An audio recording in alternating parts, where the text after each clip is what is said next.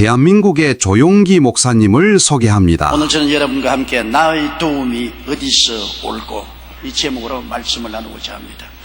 시편 121편에서 시편 기자는 고난 중에서 자기를 도와줄 자를 찾고 있습니다. 내가 눈을 들어 산을 보리라.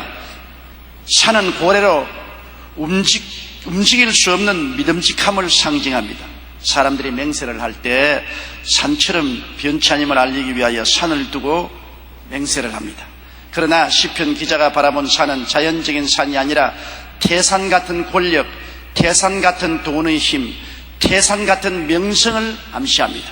그와 같이 태산을 의지하여 도움을 구할 것을 생각해 봅니다. 그러나 곧 깨닫게 된 것은 권력이나 돈이나 명성은 오늘 있다 내일 사라지는 것으로 항구적인 도움이 될 수 없다는 것입니다. 그러면 어디에 도움이 있을 수 있을까요? 시편 기자는 곧 말합니다. 나의 도움이 천지를 지으신 야훼께로서. 진실로 올바르게 깨달은 신앙 고백입니다. 어찌하여 천지를 지으신 야훼께서 우리의 도움이 되실 수 있을까요? 하나님과 나와 어떠한 관계가 있기에 하나님께서 나에게 도움이 될 수 있습니까? 첫째로 하나님은 사랑이시기 때문에 하나님은 나에게 도움이 될 수 있습니다. 왜냐하면 사랑하는 사람을 도와주는 것은 인지상정인 것입니다. 사랑하는 사람에게 해를 끼치지 않은 것은 항상 우리가 알고 있지 않습니까? 하나님이 우리를 사랑하시는 사랑이면 우리는 하나님의 도움을 바라볼 수가 있습니다. 하나님은 첫째로 사랑이기 때문인 것입니다.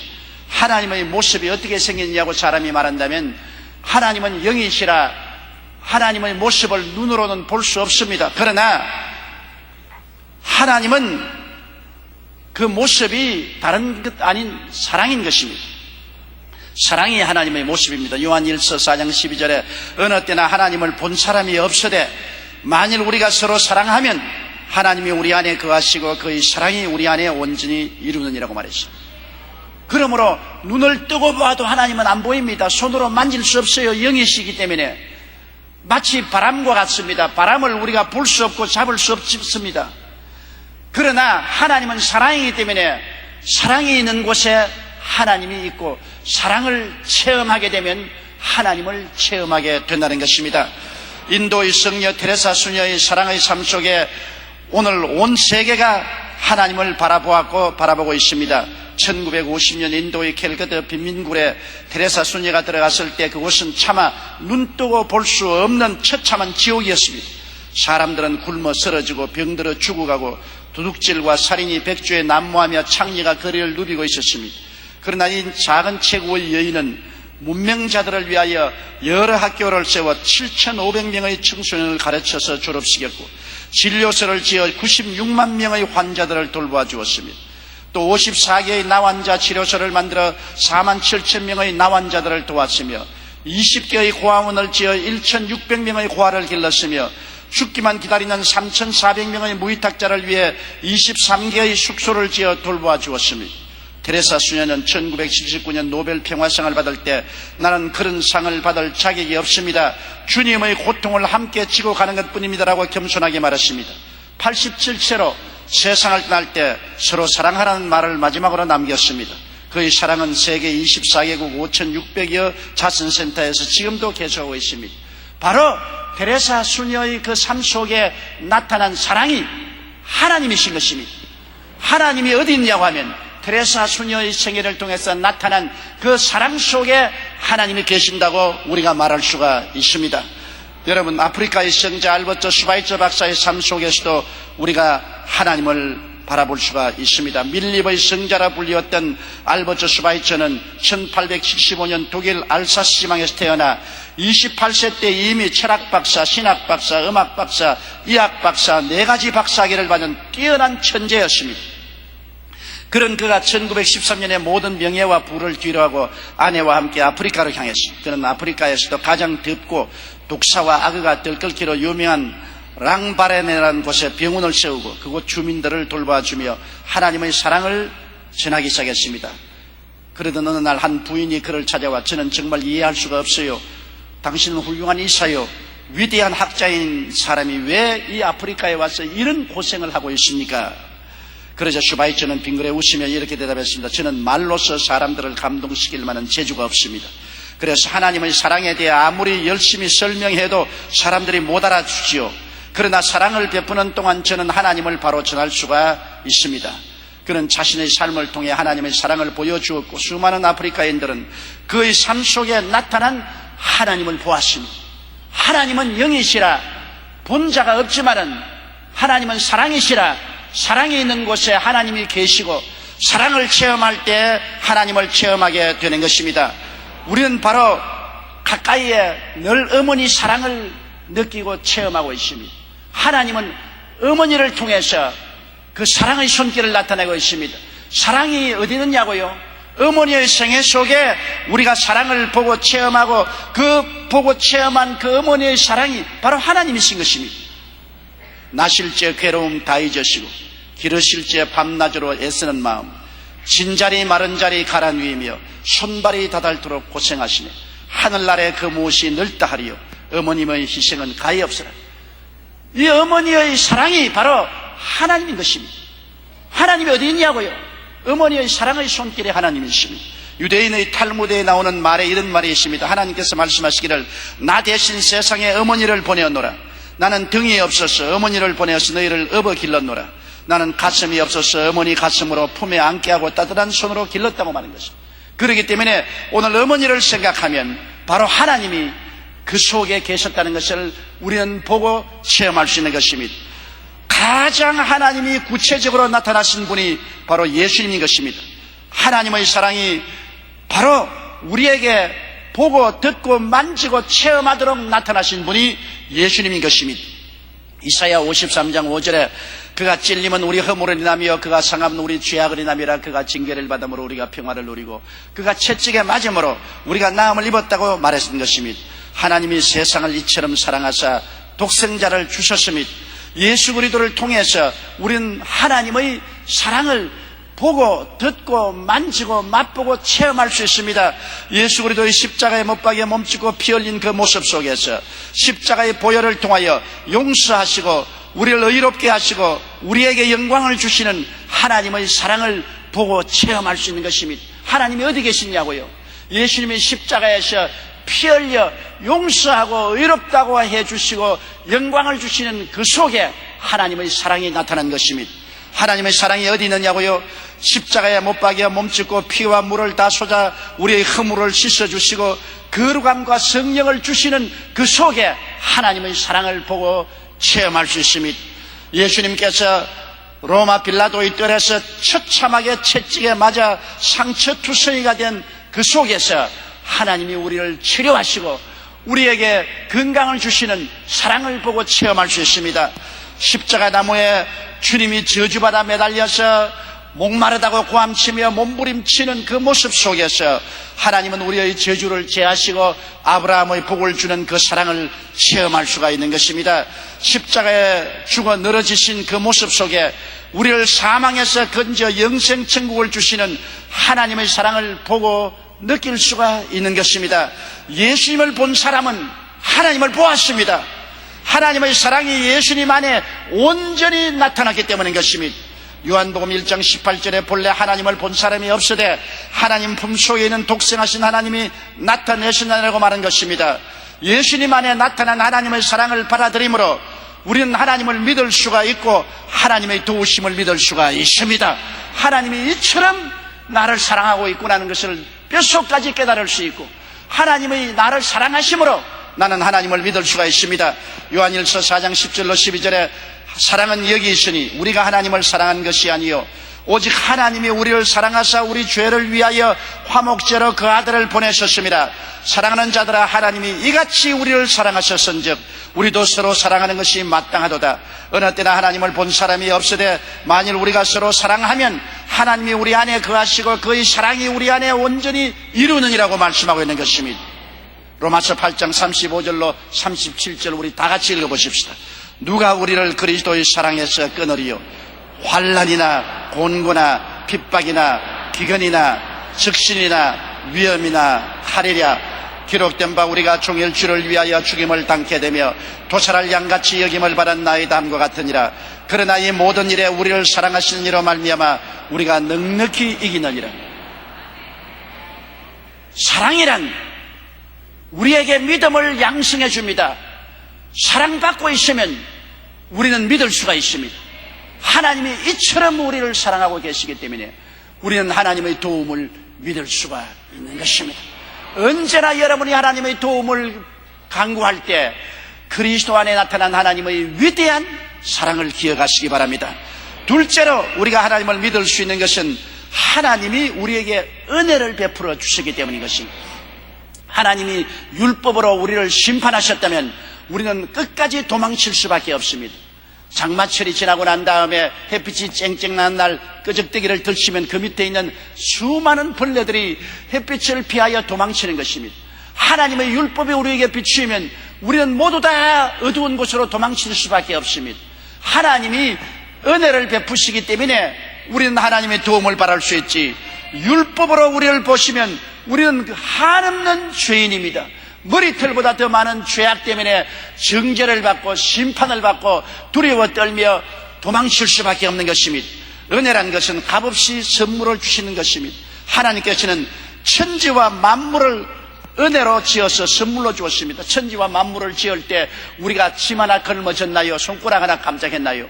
하나님이 짐을 지시고 하나님이 일을 하셔서 천지와 만물을 지으시고 오늘날 우리에게 태양과 해와 달과 별과 공기와 물과 모든 것을 그냥 누리라고 주신 것입니다. 매일 우리는 감사와 감격으로 천지와 만물을 은혜로 주신 하나님께 감사드려야 됩니다. 시편 8편 3절로 6절에 주의 손가락으로 만드신 주의 하늘과 주의 베풀어 주신 달과 별들을 내가 보니 사람이 무엇이 관대 주께서 저를 생각하시며 인자가 무엇이 관대 주께서 저를 권고하시나이까. 주의 손으로 만드신 것을 다스리게 하시고 만물을 그 발 아래 두셨다고 말씀하고 있는 것입니다. 그러므로 우리가 보는 모든 천지 만물이 다 하나님이 지으셔서 우리에게 선물로 주신 것입니다. 은혜로 우리를 누리게 하시니 감사하지 않습니까? 구원은 은혜의 선물입니다. 우리를 구원하시는 것이 우리의 행위로 말미암아 된 것이 아닙니다. 하나님은 예수님의 십자가 희생을 통하여 값없이 선물로 오중복음과 삼중축복을 주었습니다. 로마서 3장 23절로 24절에 모든 사람이 죄를 범하였으며 하나님의 영광에 이르지 못하더니 그리스도 예수 안에 있는 구속으로 말미암아 하나님의 은혜로 값없이 의롭다 하심을 얻은 자 되었다고 말한 것입니다. 율법의 행위로 의롭다함을 얻은 것이 아니라 하나님의 은혜로 값없이 의롭다함을 선물로 받은 것입니다. 에베소 1장 7절에 우리가 그리스도 안에서 그의 은혜의 풍성함을 따라 그의 피로 말미암아 구속 곧 죄사함을 받았다고 말했습니다. 제가 미국 선교 중 하와이에서 카나다의 사업가 한 사람을 만났습니다. 그분은 제게 와서 목사님, 저는 가난한 집에서 태어나 고생 끝에 남들이 부러워하는 큰 부자가 되었습니다. 제 나이 이제 48살인데 더 이상 일하지 않아도 되기 때문에 지금은 은퇴를 하고 별장에서 사냥과 낚시로 소일하고 있습니다. 그런데 고생하면서 열심히 살 때는 몰랐는데 시간과 돈이 충분해지니까 이제는 말할 수 없는 인생의 공허함을 느끼고 고민하고 있습니다. 그래서 제가 신앙을 가지라고 고민했더니 그는 자신은 이미 철저한 가톨릭 신자라고 하는 것입니다. 예수 믿고 구원을 얻었으면 인생의 공허함을 느낄 수 없을 텐데요. 그러니까 제가 지금까지 살아오면서 공짜로 얻은 것은 하나도 없습니다. 다 값을 지불했습니다. 예수 믿고 구원 받으면 얼마나 좋겠어요. 그러나 그동안 돈 버는 데만 급급해서 저는 좋은 일을 하지 못했습니다. 그래서 성당에 가긴 해도 아직 구원은 받지 못했습니다. 구원을 받으려면 얼마나 많은 대가를 지불해야 되지 않겠어요? 그렇게 말했습니다. 그래서 저는 그렇지 않습니다. 구원은 오직 믿음으로 받는 것이지 값을 지불하고 받는 것이 아닙니다. 그러니까 그는 고개를 슬렁슬렁 흔들면서 대가를 치르지 않고 구원받는 것을 생각할 수도 없습니다. 그래서 비록 저는 구원을 받지 못해도 그저 자손들이나 잘 됐으면 한 마음으로 성당에 가서 기도를 합니다. 그랬습니다. 그래요? 그러면 한 가지 물어보십시다. 부형님은 저 찬란한 태양빛의 대가를 지불한 적이 있습니까? 늘 마시는 공기의 대가를 지불할 수 있습니까? 부형님을 낳아주시고 길러주신 부모님의 사랑에 대한 대가도 지불했습니까? 그러니까 고개를 슬렁슬렁 목사님, 그런 것은 어떻게 값으로 매길 수가 있습니까? 값으로 매긴다고 해도 너무 비싸서 대가를 지불할 수 없을 것입니다. 그래서 제가 단호하게 말했습니다. 맞습니다. 햇빛과 공기와 부모님의 사랑 같은 것들은 너무 귀하고 비싸기 때문에 값을 매길 수가 없습니다. 그저 선물로 받을 뿐이지요. 마찬가지로 우리를 구원하시기 위해서 하나님이 그 외아들 예수님을 보내시사 십자가에 못 박여 몸짓고 피 흘려 죄의 제물로 삼았는데 그 값을 계산할 수 있습니까? 절대로 그 값은 천지를 주고도 바꿀 수가 없습니다. 천지를 지으신 창조주가 우리 대신해서 십자가의 희생을 당하셨는데 그것을 값으로 어떻게 계산할 수 있습니까? 그러니 우리는 오직 믿음으로 말미암아 선물로 받아들일 따름인 것입니다. 당신이 괜히 값으로 구원을 받으려고 하다가는 큰 코 다칩니다. 그러자고는 전에는 여태까지 그렇게 생각하지 못했습니다. 정말 그러네요. 예수를 믿는다는 것은 선물로 받아들일 수 있지만 값을 지불할 수는 없겠군요. 그러면서 그 자리에서 무릎을 꿇어 회개하고 예수를 구주로 영접하는 것을 제가 보았습니다. 구원은 하나님께서 주시는 은혜의 선물입니다. 하나님은 예수님의 십자가를 통해 우리에게 값없이 오중보험과 삼중 축복을 선물로 주시는 것입니다. 그리고 하나님의 은혜는 매일 우리의 짐을 지시고 우리의 일을 해주시는 은혜의 하나님이신 것입니다. 시편 68편 19절 다 같이 한번 읽으십시다. 날마다 우리 짐을 지시는 주 곧 우리의 구원이신 하나님을 찬송할지로다. 세상에 누가 날마다 우리 짐을 져줍니까? 짐을 안 지겠다고 다 발부둥을 치는 이 시대에 누가 자원해서 날마다 우리의 짐을 져주십니까? 하나님은 날마다 우리의 짐을 져주시는 구원의 하나님이신 것입니다. 마태복음 11장 28절에 수고하고 무거운 짐진 자들아 다 내게로 오라 내가 너를 쉬게 하려고 말한 것입니다. 수고하고 무거운 짐진 자들은 다 멀리 가라 나는 귀찮다 그렇게 말씀해야 될 것인데 온 인류를 향해서 수고하고 무거운 짐진 자들은 다 내게로 오라 내게 짐을 맡기라고 하시는 것 우리 주 예수 그리스도의 은혜가 아니고 그런 말씀을 하실 수가 있겠습니까? 에레미야서 33장 2절로 3절에 일을 행하시는 야훼 그 일을 지어 성취하는 야훼 그 이름을 야훼라 하는 자가 이같이 일어나라 너희는 내게 부르짖어라 내가 내게 응답하겠고 내가 알지 못하는 크고 비밀한 일을 내게 보여주리라고 말씀하신 것입니다. 그러므로 하나님께서는 오늘날도 우리의 짐을 지시고 우리를 위해서 일해 주시기를 원하시는 은혜의 하나님인 것입니다. 고린도후서 6장 2절에 가라사대 내가 은혜 베풀 때 너를 듣고 구원의 날에 너를 도왔다 하셨으니 보라 지금은 은혜 받을 만한 때요 보라 지금은 구원의 날이로다. 오늘 은혜 베풀 때 하나님은 우리 기도 들으시고 구원의 날에 우리를 도와주겠다 우리의 짐을 맡기고 우리의 일을 맡기면 주께서 우리 짐을 지시고 우리의 일을 해 주시겠다고 말씀하신 것입니다. 이 어찌 은혜의 하나님이 아니신 것입니까? 우리가 무슨 자격이 있어 그런 것이 아닙니다. 잘났기 때문에 그런 것이 아닙니다. 오직 회개하고 예수님을 구주로 믿고 순종하고 믿고 의지하고 하나님을 섬기기만 하면 하나님께서 우리의 일생을 짊어지고 우리의 일을 해 주시겠다고 말씀하는 것입니다. 미국의 저명한 작가인 데일 카네기는 헨리 포드가 임종하기 몇 해 전에 그와 회견을 했습니다. 카네기는 회견에 앞서 세계 최대의 회사를 창립하고 경영하면서 겪어야 했던 온갖 풍파가 헨리 포드의 얼굴에 새겨져 있으리라 생각했습니다. 그러나 78의 나이라고 하기엔 너무나 밝고 온화한 표정을 담고 있는 그의 모습을 보고 놀라지 아니할 수 없었습니다. 그래서 카네기가 포드에게 회사를 경영하면서 피로를 느끼거나 걱정되는 일은 없습니까? 라고 묻자 포드는 다음과 같이 대답했다고 했습니다. 없었습니다. 나는 모든 일을 주님께 맡기고 주님께서 일하신다고 믿습니다. 하나님께서 책임지고 주관하시는 한 모든 일이 형통할 텐데 왜 내가 걱정하고 근심할 필요가 있습니까? 우리가 믿는 하나님은 친히 우리의 짐을 지시고 우리의 일을 해주시는 분이십니다. 그러므로 우리는 하나님께 모든 일을 맡기고 그 은혜 속에서 살면은 마음의 평안을 가지고 쉼을 가지고 살 수 있는 것입니다. 우리 하나님께서는 우리가 염려, 근심, 불안, 초조, 절망 속에 몸부림치며 살기를 원치 않습니다. 주님께 일을 맡기고 짐을 맡기고 마음의 평안을 가지고 휴식 속에 살기를 원하시는 것입니다. 이것이 하나님의 은혜인 것입니다. 이런 은혜를 하나님이 베풀어 주시고 계시기 때문에 나는 하나님을 믿을 수가 있습니다. 하나님을 못 믿는다면 천지에 믿을 곳은 아무도 없습니다. 셋째로 내가 하나님을 믿을 수 있는 것은 하나님은 전능하시기 때문에 믿을 수 있습니다. 하나님이 아무리 나를 사랑하시고 내게 은혜를 베푸신다 해도 실력이 없으면 믿어봤자 소용이 없어요. 우리 부모님이 나를 아무리 사랑하고 아무리 내게 은혜를 베풀어 주신다 해도 부모님이 능력이 없으면 부모님이 도와줄 수 없잖아요. 사랑의 하나님, 은혜의 하나님이지만 하나님이 실력이 없으면 우리를 도와줄 수 없지요. 여러분, 하나님이 실력이 없다고 생각하는 사람은 손 한번 들어보십시오. 아무도 없지요. 하나님은 전지 전능 무소부지하신 하나님이신 것입니다. 저는 아프리카 선교사에게 직접 이 이야기를 들었습니다. 선교지에서 복음을 전가하는데 그 지역의 추장의 아들이 열병이 들렸습니다. 열이 확확 나는데 그는 내내 하나님은 전능한 하나님이라고 전도를 했는데 자, 추장의 아들이 열병이 나서 죽어갑니다.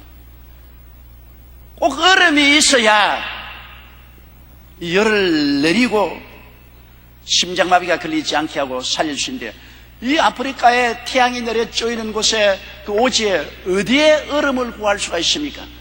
요사이 같으면 공수를 해올 수 있지만 그때는 그러지도 못했습니다. 그러면서 추장이 하는 말이 선교사님이 믿는 하나님은 전능한 하나님이라고 했으니 전능한 하나님이 얼음 못 만들 리가 어디 계십니까? 얼음을 만들어 달라고 기도를 해보십시오. 선교사님이 그렇게 난처하더랍니다. 늘 전능한 하나님이라고 전도를 했는데 햇빛이 내려 쪼이고 뜨거운 아프리카에서 얼음을 어떻게 구할 수가 있으며 오히려 추장은 하나님이 얼음을 만들 수 있다고 믿고 있는데 자기는 마음에 안 믿으시더랍니다. 그래서 그 청년 옆에 무릎을 꿇었습니다. 하나님, 이 추장의 아들이 죽으면 전도는 끝납니다. 하나님 아버지께서 도와주셔서 얼음을 주십시오. 이렇게 무더운 아프리카 오지에서 어떻게 얼음이 만들어질지 모르겠사오나 얼음을 주시옵소서. 그렇게 막 기도하고 있는데 막 하늘이 캄캄해지더니만 천둥병력이 치고 소나기가 쏟아지니 나중에는 막 총알 소리가 온 지붕 위에 떨어지더랍니다. 보니까 이런 우박이 쏟아지는데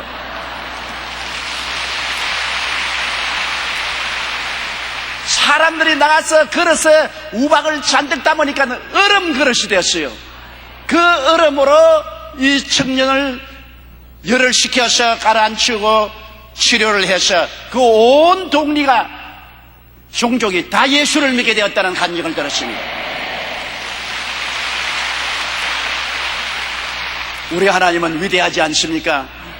어떻게 우박을 내릴 줄 누가 알았겠어요? 아무리 더운 곳에도 얼음은 만들 수가 있습니다. 우박은 내려오니까요. 하나님께서는 천지와 만물을 주장하시는 분이십니다. 이 하나님께서도 오늘 도움을 강구하는 우리들에게 기도를 들어줄 수 있는 것은 하나님은 우리가 알지 못하는 크고 비밀한 일을 행하실 수 있기 때문에 우리가 하나님의 도움을 구할 수가 있는 것입니다. 하나님은 창조주시요, 창세기 1장 1절에 태초에 하나님이 천지를 창조하시니라 말했습니다. 6만에 하나님은 천지를 지었습니다. 시편 89편 11절에 하늘이 주어일 것이요 땅도 주어일 것이라 세계와 그 중에 충만한 것을 주께서 건설한 나이다고 말한 것입니다. 그러므로 만물을 지으신 하나님이 또 만물을 붙들고 주장하시는 것입니다. 히브리서 1장 3절에 이는 하나님의 영광의 광채시요 그 본체의 형상이시라 그의 능력의 말씀으로 만물을 붙드신다고 말했죠. 예수님이 영광의 광채요 하나님의 본체의 형상인 그가 능력의 말씀으로 만물을 붙드시고 계십니다. 우리는 역사에 나타나신 하나님의 능력을 잘 알 수 있습니다. 주님께서 이스라엘 백성을 애굽에서 이끌어내셔 홍해수가에 왔을 때 애굽 바로왕이 군대를 거느리고 추격해 올 때 장렬한 홍해수를 갈라놓았습니다. 이것은 지은 이야기가 아닙니다. 실제로 주님께서 홍해를 갈라 육지로 만들어서 이스라엘 백성이 건너게 했습니다. 출애굽기 14장 13절로 14절에 모세가 백성에게 이르되 너희는 두려워 말고 가만히 서서 야훼께서 오늘날 너희를 위하여 행하시는 구원을 보라. 너희가 오늘 본 애굽 사람을 또다시는 영원히 보지 못하리라. 야훼께서 너희를 위하여 싸우시리니 너희는 가만히 있을지어라. 하나님은 실력과 능력이 있어 하나님께 의지하면 하나님이 우리를 위해서 일하시고 짐을 짊어지시고 싸우시고 구원을 베풀어 주시는 것입니다. 나사로이 죽은 지 나흘 만에 무덤에서 살리신 것이 바로 하나님인 것입니다. 요한복음 11장 39절로 40절에 예수께서 가라시되 돌을 옮겨 놓으라 하시니 그의 죽은 자의 누이 마르다가 가로되 주여 죽은 지가 나흘이 되었음에 벌써 냄새가 나나이다. 예수께서 가라시되 내 말이 내가 믿으면 하나님의 영광을 보리라 하지 아니하냐 하신대.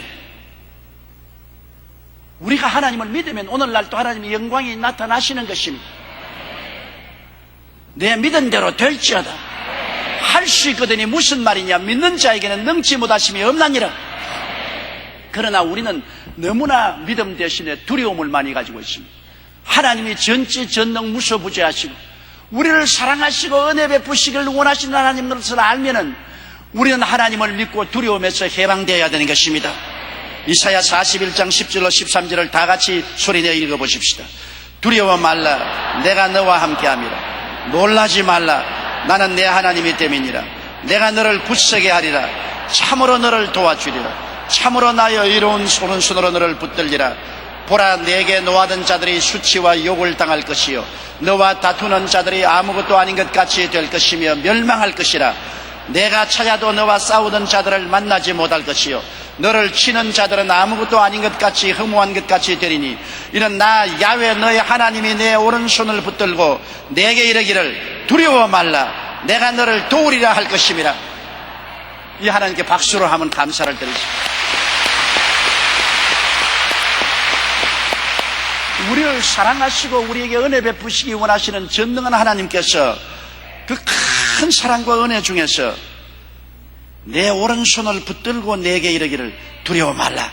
내가 너를 도우리라 할 것이며. 하나님이 나를 도우시면 사람이 어떻게 하겠습니까? 어느 날 알렉산드리아로 가는 마차 위에 할머니가 올라타거든. 그래서 알렉산드리아는 아프리카의 대도시입니다. 그 농부가 허락도 없이 할머니가 올라타기에 당신 누구요?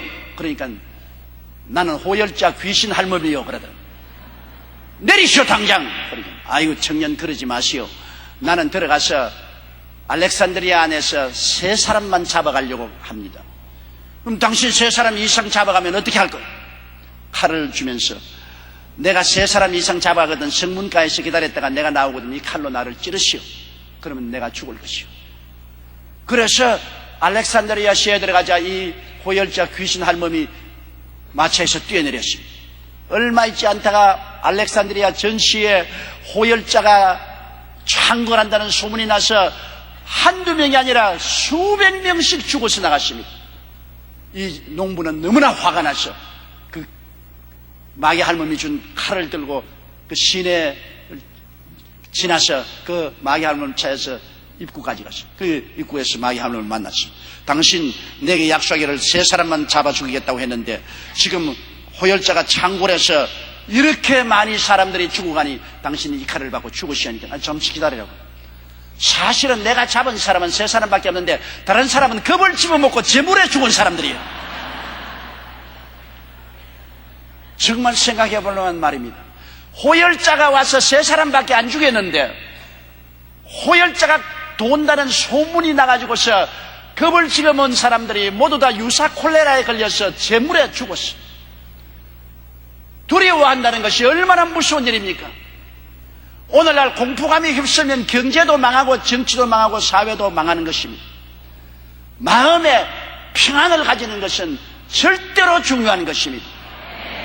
아까 고상훈 장로님이 기도하실 때 우리나라야말로 지금 하나님의 도우심이 필요하다는데 진짜로 우리 한국 국민들이 마음에 너무나 불안과 공포심을 가지고 있기 때문에 불안과 공포심을 잠재울 수 있는 유일한 길은 예수 믿고 하나님께 의지하는 길밖에 없는 것입니다. 예수 믿고 하나님께 의지하면 우리를 사랑하고 우리에게 은혜를 베푸시고 전지전능한 능력으로 돌보시는 하나님이 계시므로 불안과 공포에서 해방될 수가 있는 것입니다. 넷째로 우리는 하나님의 축복 의지를 믿습니다. 하나님은 우리에게 복을 베푸시기를 원하고 계신 것을 알기 때문에 믿을 수가 있는 것입니다. 하나님이 우리를 채찍질하고 화를 주기를 원하신다는 것 생각하면 믿을 수가 없죠. 우리가 부모를 믿는 것은 부모는 어떻게 하든지 우리 잘 되기를 원하신다는 것을 알기 때문인 것입니다. 여러분, 하나님이 아담을 위해서 빈민구를 만들지 않았습니다. 에덴 낙원을 지었습니다. 하나님은 처음 우리 조상을 위해서 해암도 없고 상암도 없는 낙원 에덴을 지으신 것입니다. 창세기 2장 8절로 9절에 야훼 하나님의 동방의 에덴의 동산을 창설하시고 그 지으신 사람을 거기 두시고 야훼 하나님이 그 땅에서 보기에 아름답고 먹기에도 좋은 나무가 나게 하셨다고 말한 것입니다. 이와 같이 주님은 처음 출발 때부터 아담과 하와를 위해서 낙원을 지었지 빈민구를 짓지 않았습니다. 에덴 낙원에는 상함도 해함도 죄도 가난도 고통도 죽음도 없었습니다. 오늘날 하나님은 구원받은 성도들을 위하여 천국 낙원을 예비해 놓으셨습니다. 우리가 왜 주님 오시기를 기다리며 천국에 가기를 기다리고 있습니까? 낙원이기 때문인 것입니다. 요한복음 14장 1절에 2절에 너희는 마음에 근심하지 말라. 하나님을 믿으니 또 나를 믿어라. 내 아버지 집에 거할 곳이 많도다. 그렇지 않으면 너희에게 일렀으리라. 내가 너희를 위하여 처소를 예비하러 간다고 말했습니다. 눈물과 근심과 탄식과 이별하는 것이나 공하는 것이나 앓는 것이 없는 영원한 기쁨의 처소가 예비되어 있는 것입니다. 바로 하나님은 아담을 위해서도 낙원을 지었고 우리를 위해서도 천국 낙원을 예비해 놓으신다는 것입니다. 그러면 지금 현재 여러 가지 시험과 환난과 고통을 당하는데 이건 왜 이렇습니까? 그런 질문한 사람이 있습니다. 현재의 고난도 마침내 복을 주시기 위해서 주님이 그릇을 준비하는 것입니다. 이스라엘의 광야 시험은 젖과 꿀이 흐르는 가나안 땅을 주기 위해서 주님께서 준비하는 것이었습니다. 신명기 8장 11절로 16절 다 같이 소리내어 읽으십시다. 내가 오늘날 내게 명하는 야훼의 명령과 법도와 규례를 지키지 아니하고 내 하나님 야훼를 잊어버리지 않도록 삼갈지어다. 내가 먹어서 배불리고 아름다운 집을 짓고 거하게 되며 또 내 우양이 번성하며 내 은금이 정식되며 내 소유가 다 풍부하게 될 때 두렵건대 내 마음이 교만하여 내 하나님 야훼를 잊어버릴까 하노라. 야훼는 너희 애굽 땅 종되었던 집에서 이끌어내시고 너를 인도하여 그 광대하고 위험한 광야 곧 불뱀과 전갈이 있고 물이 없는 간주한 땅을 지나게 하셨으니 또 너를 위하여 물을 굳은 반석에서 내셨으며 내 열조도 알지 못하는 만나를 광야에서 내게 먹이시나니 이는 다 너를 낮추시며 너를 시험하사 마침내 내게 복을 주려 하심이었느니라. 마침내 복을 주기 위해서 하나님이 너를 시험하시고 너를 낮추신다고 하는 것입니다. 그렇기 때문에 하나님이 우리에 대한 동기는 언제나 축복에 있는 것입니다. 우리가 당하는 고난은 하나님의 복과 영광을 주시기 위한 그릇 준비에 불과한 것입니다. 로마서 8장 17절 18절에 자녀이면 또한 후사 곧 하나님의 후사여 그리스도와 함께한 후사니 우리가 그와 함께 영광을 받기 위하여 고난도 함께 받아야 될 것이니라 생각건대 현재의 고난은 장차 우리에게 나타날 영광과 좋게 비교할 수 없다고 말씀한 것입니다. 베드로전서 4장 12절로 13절에도 사랑하는 자들아 너희를 시련하려고 오는 불시험을 이상한 일을 당하는 것 같이 이상히 여기지 말고 오직 너희가 그리스도의 고난에 참여하는 것으로 즐거워하라. 이는 그 영광을 나타내실 때 너희로 즐거워하고 기뻐하게 하렸습니다. 또한 베드로전서 1장 7절에 너희 믿음의 시련이 불로 연단하여도 없어질 금보다 더 귀하여 예수 그리스도에 나타나실 때 칭찬과 존귀와 영광을 얻게 하려 하심이라고 말씀하고 있는 것입니다. 내가 산을 향하여 눈을 들리라. 나의 도움이 어디서 올고 태산 같은 권력이나 지위나 명예나 권세다 돈도 다 사라지고 도움이 못 됩니다. 천지를 지으신 야훼께서 나의 도움이 되시는 것입니다. 왜냐하면 야훼께서는 우리를 사랑하기 때문에 우리에게 은혜 베푸시기를 원하시기 때문에 실력이 있어 전지전능 무소부지하기 때문에 그리고 야훼의 근본적인 뜻은 우리에게 마침내 복을 주시기를 원하시기 때문에 우리는 하나님께 모든 짐을 맡기고 의지할 수 있습니다. 내가 하나님의 도우심을 삼고 꿈을 갖고 소망차고 긍정적이며 감사와 찬양을 갖고 살 수 있는 이유가 바로 여기에 있는 것입니다. 오늘 그러므로 여러분이 하나님을 믿을 수 있는 이유를 마음속에 분명히 헤아리고 잊지 마시기 바랍니다. 하나님은 여러분을 지금 사랑하고 계십니다. 하나님은 지금 은혜 베풀기를 원하고 계십니다. 하나님은 전능하시기 때문에 능치 못하심이 없으십니다. 하나님은 종국에 마침내 여러분에게 복을 주기를 원하셔서 모든 일을 섭리하고 계십니다. 이 하나님께 전적으로 의지하고 순종하고 섬기고 따라가는 여러분 되시기를 주의 이름으로 축원합니다. 우리 다 같이 고개 숙여 기도드리겠습니다. 사랑이 많으시고 거룩하신 하나님 우리 아버지, 우리 아버지께서 우리를 지으셨고 우리를 사랑하시고 계심을 감사합니다. 은혜 베푸기 원하시고 전능한 능력으로 우리를 복되게 하시기를 원하시는 하나님 감사합니다.